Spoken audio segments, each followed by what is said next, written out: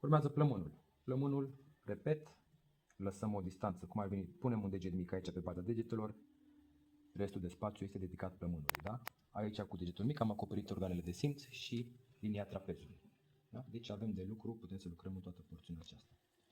Și putem să lucrăm linii verticale, tragere-împingere, în zigzag, linii orizontale, în aceeași idee, tragere-împingere, în zigzag, cercuri.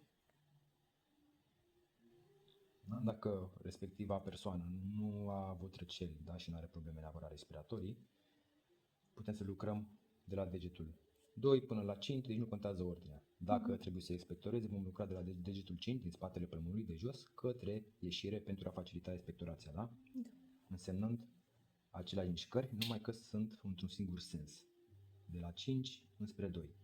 Și după ce am cules imaginar, da, rezidurile și am ajuns cu ele aici lângă bronhie, mă duc pe traseu în sus. Bronhie, trahee, faringe, da?